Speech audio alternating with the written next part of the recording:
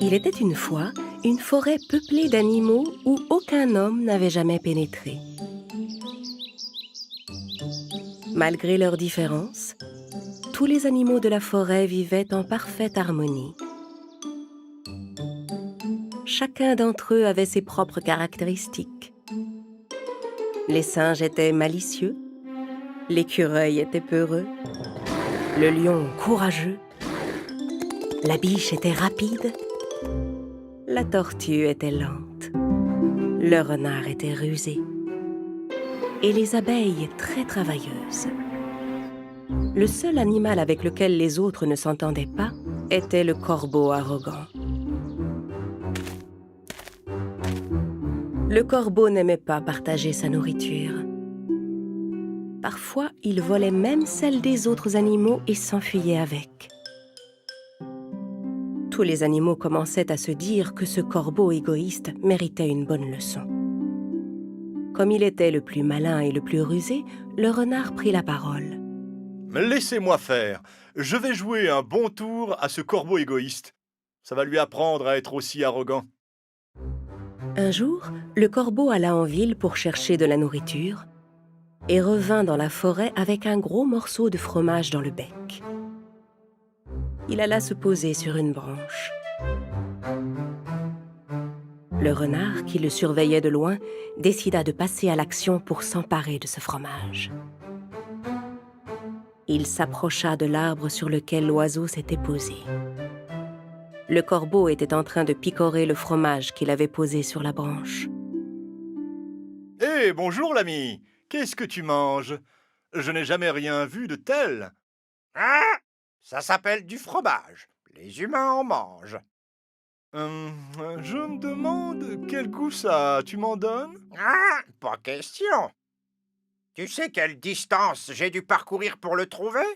Eh bien, un jour, je partagerai ma nourriture avec toi et nous serons quittes. Mais qu'est-ce que j'ai à faire de ta pauvre pitance? Ce fromage est un mets très spécial. On n'en trouve pas partout.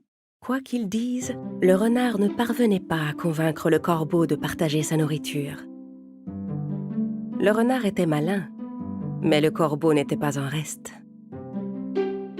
Le renard décida donc de passer à une autre méthode. Très bien, très bien. Garde ton fromage, je n'en veux pas. Mais laisse-moi au moins m'approcher et jeter un œil à ce fromage si spécial que tu ne veux pas partager. Mais quand le renard commença à grimper sur l'arbre, le corbeau effrayé reprit son fromage et s'envola avec sur une autre branche. Le renard alla se placer sous l'arbre où venait de se poser le corbeau. Mais celui-ci n'avait toujours aucune intention de partager. Le renard réfléchit un instant et décida de changer encore de plan. Quel est le point faible de ce corbeau? Il est égoïste, prétentieux et arrogant. Je peux peut-être tirer avantage de ses défauts pour m'emparer de son fromage. Mon ami, sais-tu pourquoi j'étais venu te voir?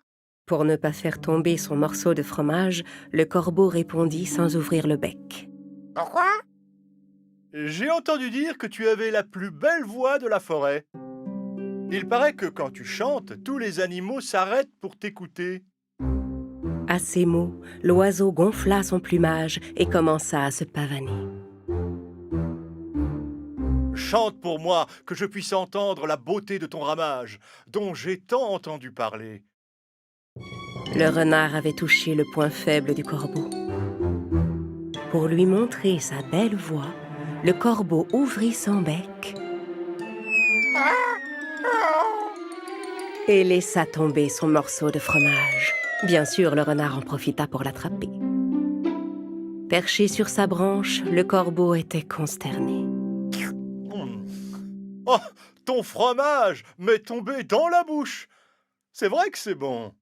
À cause de son arrogance et de sa prétention, le corbeau avait perdu sa nourriture.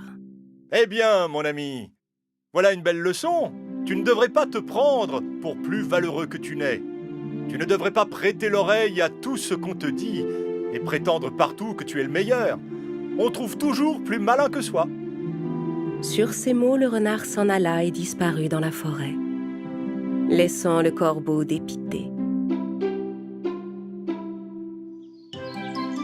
À partir de ce jour, le corbeau cessa de se montrer égoïste et arrogant.